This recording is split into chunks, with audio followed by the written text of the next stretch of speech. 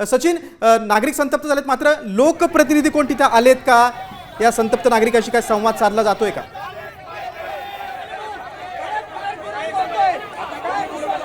नक्कीच नागरिक संतप्त झालेले आहेत। हा सगळा नागरिकांचा आक्रोश आहे, राग आहे। जो सकाळी घटना झाली, आज घटना होऊन 24 तास झालं, मात्र यावर ज्या आरोपीच्या संदर्भात कुठलाही ठोस निर्णय जो आहे तो झालेला नाही। आता या ठिकाणी हे सगळे सामान्य नागरिक आहेत जे रस्त्यावर उतरलेले आहेत आणि हा रस्ता बंद केलेला आहे।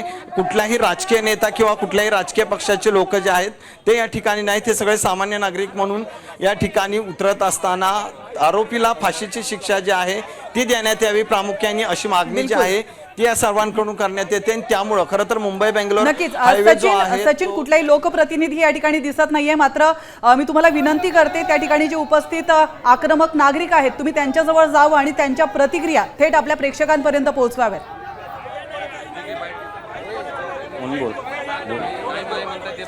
एकूणच आपण पाहतोय की आपण नागरिकांशी बोलण्याचा प्रयत्न करूया। लोकही बोलायच्या तयारीत नाहीयेत, लोकांना बोलायचं नाहीये, तर जो आक्रोश आहे हात जोडतायत ते आम्हाला कुणाशी बोलायचं नाही, फक्त ज्या आरोपीला जे आहे ती फाशीची शिक्षा देण्यात यावी ही प्रामुख्याने मागणी आहे। त्यामुळं हात जोडून ते विनंती करतात आम्हाला कुठल्याही माध्यमाशी बोलायचं नाही। या ठिकाणी जो रस्ता रोको केलेला आहे, जे आमची मागणी आहे ती मान्य करा, जी फाशीची शिक्षाची मागणी हे सगळे करतायत। आणि त्यामुळं हा मुंबई बेंगलोर हायवे जो आहे तो आता आपल्याला बंद केलेला पाहायला मिळतोय। सचिन, लोकांनी रस्त्यावरच ठिय्या मांडलेला आहे। वरिष्ठ पोलीस अधिकाऱ्यांशी तुझं काय बोलणं झालंय का?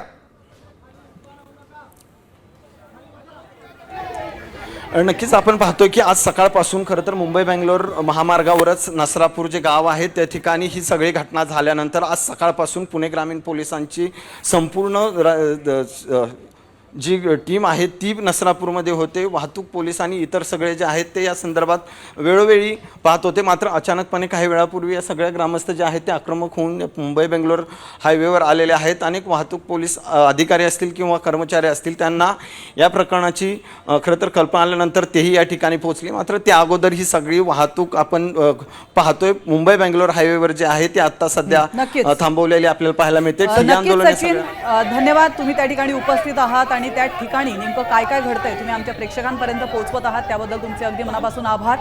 आपण पाहतोय नवले पुलाजवळची ही दृश्य आहेत, या ठिकाणी मोठ्या संख्येने ग्रामस्थ जमा झाले आहेत। नसरापूरमध्ये जी घटना काल घडली आहे, 65 वर्षीय नराधमाने एका 3.5 वर्षीय चिमुकलीवर बलात्कार केला आणि तिची हत्या केली आहे, त्याच्या निषेधार्थ हे नागरिक या ठिकाणी जमा झाले।